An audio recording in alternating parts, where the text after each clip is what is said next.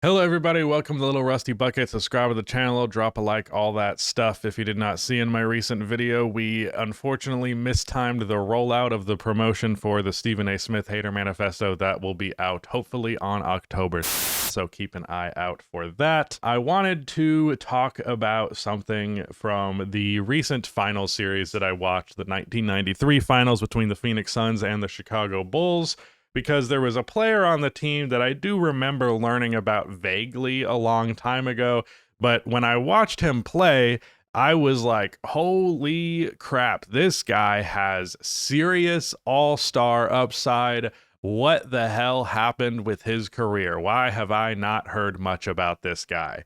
Then I go to his basketball reference page, and I see that it goes year 1, suspended, year 2, played like 50 games, averaged like 15 or 12, something like that. Year 3, suspended. And I'm like, okay, what the hell is happening here? Does this guy have like some crazy, like off the court criminal record? Is he doing some really fucked up stuff? But no.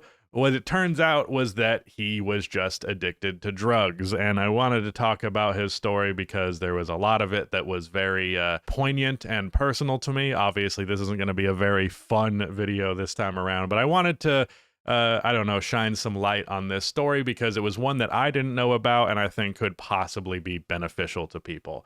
So Richard Dumas, when he was in college, was balling out, was going to be one of the top picks in the draft. In fact, he was even told that he was going to go 9th overall in what I believe would have been the 91 NBA draft. He ended up slipping in the draft and going all the way in the second round because after his first 2 years in college, or I think maybe during his second year, he got kicked off of the team because of his academic situation, because he had a .7 GPA and he was also dealing with drug and alcohol addiction at the time. He was especially a big drinker, but he also smoked marijuana regularly and unfortunately developed a cocaine addiction because his quote is so-called friend gave him a joint that was laced with it. So that is already fucked to begin with. Not ideal to start an addiction, period, but especially under such nefarious circumstances. But after that, he went overseas and he played in Israel. And yes, I know, Israel, not good, bad state, doing bad things, hot take there. But I would wager that he was probably pretty ignorant to that situation and was just trying to see a place to play professional basketball. And from that point, he did get drafted in the second round by the Phoenix Suns. But prior to the 91-92 season, he was caught with cocaine in his system, I believe. That ended up resulting in him getting suspended. I think he played, well, I don't remember what, I can't find, I could have swore the man's first name is in this article, but I'm only seeing Lucas. But whoever that is, put together a team of a good handful of former players or dudes who were like on the outskirts of the NBA who had different problems, different substance issues, and they put together a summer league team that played against all the other NBA summer league teams. Very weird stuff. There's a whole story there that I would like to learn more about, but that's not the focus of this one. But he balled the hell out in that summer league, and he ended up getting real rotation minutes for the Phoenix Suns, passed his drug test, all of that. And over the course of it, his rookie year, he put up 16 points per game, 4.6 rebounds, 1.8 steals, 0.8 blocks, didn't shoot threes, but he shot 52.4%, 53% on two-pointers. He only averaged 11 over the course of the playoffs for the Phoenix Suns in 93. However, he was really good in the finals. He averaged 16 points, 4 rebounds, 2 stocks. Similar stuff, but he shot 57% from the field. The thing with Richard is he's 6'7". I've only been able to track down his wingspan from one quote from the 93 finals because there was a dude, something West, who was like, had the biggest wingspan in the NBA at the time, who was on his team. Where's his name? Let me get his first name. Mark West. He had like an 8 foot something wingspan. He was like, yeah, he's got a crazy wingspan. Mine is only 7 feet, but Richard Dumas was big, he was strong, he was incredibly athletic, definitely very vertically inclined, and then he also had really good shooting touch. Whether it was a hook shot, a floater, anything resembling that, it was pretty much automatic throughout that 93 final series. I'm going to be posting a video about that final series in general on the weekend. But very clearly to me, he's doing this at the age of 23, and he's playing with an energy. Like, and I kind of picked up on it. Like, the whole time I was like, this guy's really good, and he has really good energy. What is this coming from? And it turns out it's because he's a fucking rookie. Like, and he says in this article that I'm quoting, that he was like super, super excited just to play. Like, in his mind, because he had not gotten to the NBA until this year because there was such a difficult path to get there, he was like, I'm just happy to play basketball. I'm not even like, oh my God, it's the finals. I'm like, oh my God, I get to play NBA basketball against the Bulls and Michael Jordan and all of that. He only played 27 minutes per game, and I won't get into that right now, but that really pissed me off. I really feel like he deserved to play 35 plus minutes. But unfortunately, after this season, he got pretty depressed at losing the finals in the manner in which they did to the John Paxson game winner in Game 6, and he ended up relapsing. And the source of all of this, the reason that he was prone to addiction, is he has a lot of mental health issues, and he also had a lot of issues with stimulus. He has a lot of anxiety and specifically hates crowds, hates bright lights, and hates attention, which is pretty antithetical to being an NBA player.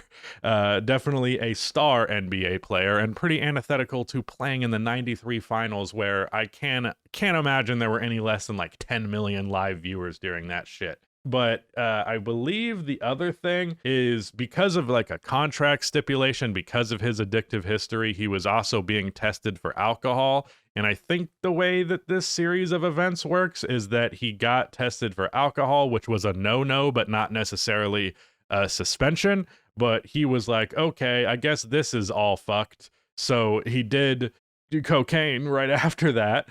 And then they did another test, and it was like, dude, if you waited one more day, you were not going to be suspended for the full season. There just would have been some consequences. But he was literally like, fuck, if I had just waited, it would have been fine. He then is like, yeah, he has a chance of coming back to the NBA, but he was just like, at this point, I'm fucking done with the NBA. Goes overseas from there. He does eventually come back to the Phoenix Suns for a brief stint for about 15 games, then gets waived. I think he literally had another...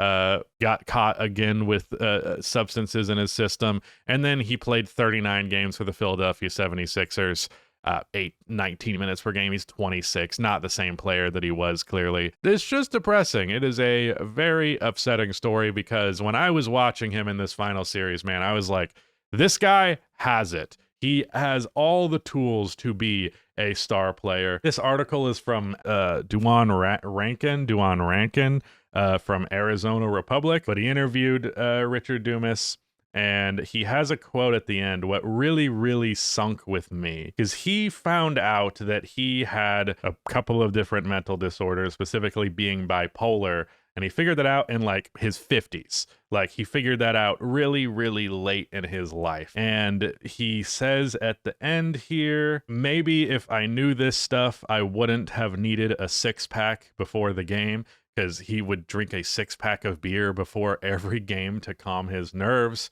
And he said, maybe I would have been in the NBA and made millions like everyone talks about. I can relate to this on a much lower scale, because I never got addicted to anything as substantial as cocaine, never had an opportunity as substantial as being in the NBA.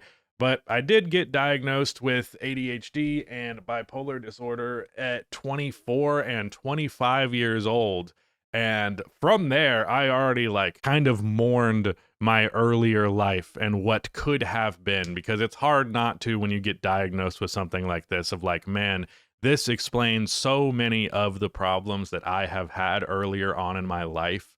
And if I had this information earlier, if I had the tools to fix this issue, or at least make it better earlier, who knows what my life could look like. It would be so dramatically different in so many ways. I spent so much of my upbringing feeling like a complete failure because there just was not any answer to this problem other than you just kind of suck. And I also am an addict at my core. It runs in my family. I'm very hedonistic. I definitely do a bunch of not very healthy behaviors just kind of by default because I do. A lot of the time, it's like, why am I even doing this other than just to continue the same patterns? And specifically, my vice is marijuana.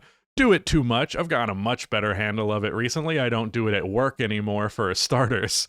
But that in itself has been a struggle. And literally just experiencing like, fuck, what would my life look like if I had this information earlier? So I related to him in saying that specifically, but I also not related. I felt a little bit better as well because like, yeah, it would have been great if I learned this stuff when I was 15, 16 years old instead of just going through a horrifically bad depression and gaining 100 pounds in 1 year. Or I could have not figured this out until I was fucking 50, like he did. It sucks that I didn't find it out until I was, basically a third of the way through my life, but I could have been 2/3 of the way through my life and found it out. So it just gave me some perspective there, made me appreciative that like, hey, at least I finally figured this out. The tools to figure that out are more available to me now than they would have been to Richard Dumas in 1993. But yeah, I wanted to talk about him. Very fun player, very tragic what happened to him. And yeah, I just wanted to talk about it. But yeah, that's it. Thank you so much for watching.